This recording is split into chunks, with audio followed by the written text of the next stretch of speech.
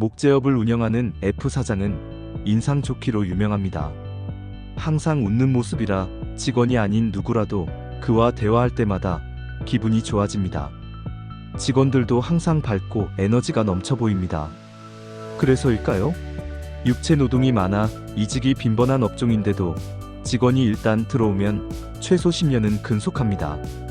F 사장에게 인력난은 남의 일인 듯합니다. 장기 근속자가 많다 보니 당연히 업무 효율도 올라가고 회사 분위기도 좋아집니다. 주변 사장들이 부러운 마음에 F 사장한테 비결을 물으면 그는 아주 간단하다면서 이렇게 말합니다. 칭찬을 자주 하면 됩니다. F 사장이 밝힌 비결에 공감하지 못하는 사장이 많을 것입니다.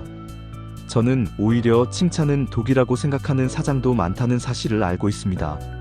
실제로 한 회사의 사장은 직원들에게 칭찬을 많이 해주면 좋을 것 같다라는 저의 조언에 직원들을 칭찬하면 자기들이 잘하는 줄 알아서 안 돼요. 칭찬받으면 나태해지고 버릇이 나빠져 기어오르기 때문에 더더욱 안 돼요. 라고 해서 저를 충격에 빠뜨리기도 했습니다. 그의 삶의 경험과 철학은 존중받아야겠지만 저로서는 15년 이상 지난 지금도 잊히지 않는 말이었습니다. 항상 칭찬과 격려가 넘치는 회사와 무관심을 넘어 비난이 일상인 회사. 나라면 어떤 회사에 다니고 싶을지 생각해보면 답은 너무 쉽습니다. 다니고 싶지 않은 회사에서 직원들이 어떻게 행동할지도 충분히 예상할 수 있습니다. 피그말리온 효과라는 말을 들어봤을 겁니다. 그리스 신화 속 조각가 피그말리온은 자신이 만든 조각상과 사랑에 빠져 사람처럼 대하며 정성을 다했다고 합니다. 사랑의 신 아프로디테가 그 정성에 감동해 조각상을 사람으로 변하게 했다는 데서 유래한 말입니다. 심리학에서는 이를 긍정적인 기대나 관심으로 인해 능률이 오르거나 결과가 좋아지는 현상이라고 풀이하는데 로젠탈 실험 등을 통해 그 효과가 실제 증명되기도 했습니다. 이렇듯 칭찬이 직원을 춤추게 하는 것은 너무 자명한 이치입니다. 그런데 직원들을 칭찬하기만 하면 능률이 오르고 회사가 성장할까요? 당연히 비난하는 것보다는 낫겠지만 생각만큼 큰 효과가 없을 수 있습니다. 그렇다면 우리는 더 좋은 칭찬 방법을 찾아야 합니다. 첫째, 칭찬은 정확해야 합니다. 정확한 상황 파악 없이 칭찬을 남발하면 직원이 진정성을 못 느낄 뿐더러 오히려 역효과가 나기도 합니다. 특히 다른 직원의 보고나 말만 전해 듣고 당사자를 칭찬하거나 격려할 때는 주의가 필요합니다. 그 보고나 말이 사실이 아닐 수도 있기 때문이죠. 둘째, 칭찬은 구체적이어야 합니다. 어떤 일이나 행동에 대한 칭찬인지를 명확히 해야 칭찬의 의미가 커집니다.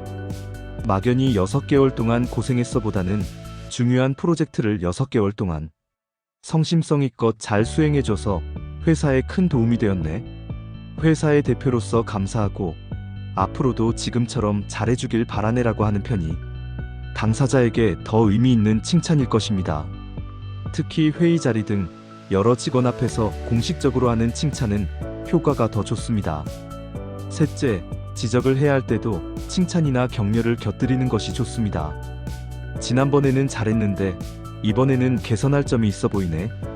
이러이러한 것들을 고쳤으면 좋겠어. 항상 잘해내리라 믿고 있어. 이런 식의 지적이라면 당사자도 악감정 없이 마음으로 받아들일 것입니다. 마지막으로 사람에 따라 칭찬 방식도 달리해야 합니다. 칭찬보다는 정확한 지적을 선호하는 직원도 있기 때문이죠. 신입사원이라면 칭찬과 격려가 중요합니다. 하지만 한 회사에서 수십 년간 일한 직원이나 임원에게는 칭찬의 효과가 그리 크지 않을 수 있습니다. 그들에게는 업무를 잘 처리하는 것이 기본이기 때문이죠. 이런 직원들에게는 비난이 아닌 부정적 지적이나 피드백이 칭찬보다 의미가 있을 수 있음을 함께 기억해두면 좋겠습니다. 더 많은 사장력이 필요하다면 사장력 수업을 읽어보세요.